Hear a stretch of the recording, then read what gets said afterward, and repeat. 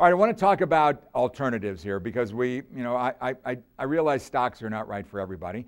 And one of the things that we've seen as a consequence of this low interest rate environment is that yields on municipal bonds, treasury bonds, corporate bonds have all dropped off obviously significantly, and they're very, very low. But yet there are a lot of people who perceive bonds as a much safer investment than the stock market, which is, wow, a really dangerous mistake.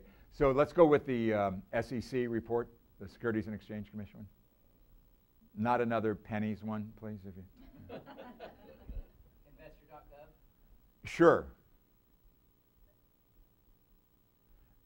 You should all go to this website periodically, right at the top there.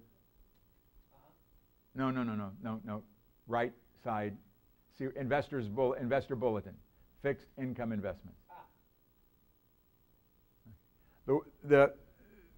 I'm going to show you a couple of regulatory websites. This is the Securities and Exchange Commission. First of all, you can go on there and find out what the bad guys are doing. It seems every day they're busting somebody for running a Ponzi scheme or something else. Scroll down a little bit, if you would, to the first graphic. This is an incredible graphic because it explains everything you need to know. Interest rates are very low. You buy a bond today, okay? And ultimately, somewhere along the line, interest rates are going to go back up. Well, it's a teeter-totter, okay? When interest rates go up, the value of a bond goes down, okay? So you have to, and vice versa. When interest rates go down, the value of a bond goes up. When I was working in the business, it was in the securities business, it was right during that hyperinflation period we went through in the Carter years when, you could put money into a 3-month CD and get 18%. Remember how wonderful that was?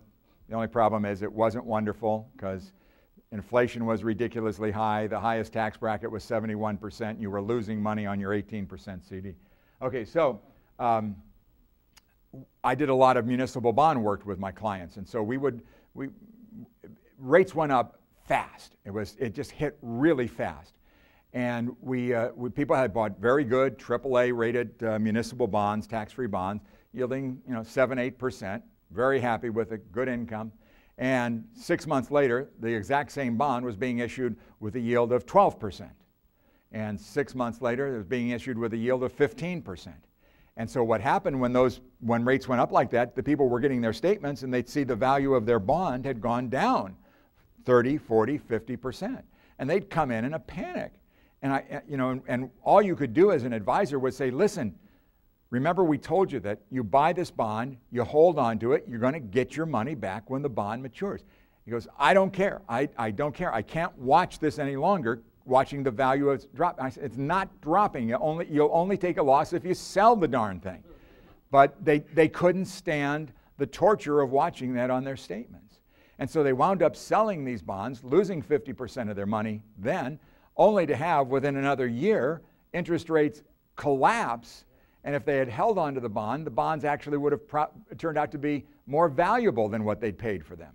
But emotion got involved with that, and emotion is just going to be your biggest problem as an investor. So that report you can download from the Securities and Exchange Commission website, a bunch of other ones that are very, very good. But that's really, it's a very long report. It's about 6 pages long, but it is a really wonderful report that you need to know if you own bonds or bond mutual funds, you're thinking about owning them. That is a real education. Again, I'm not saying don't do it, just do what's right for you. I don't own bonds. I've owned a few bonds in the past, but I will never ever own another bond because it's just not my kind of investment. And one of the reasons for that is that you have no inflation protection in bonds. If you buy a bond today and it yields X%, that's what you're going to get on that bond for the life of the bond. But your cost of living is going to go up every year. We all know that. But your income is going to remain the same. And if you're on a fixed income, you've got to be able to fight inflation, and you're not going to do it with bonds, that's for sure.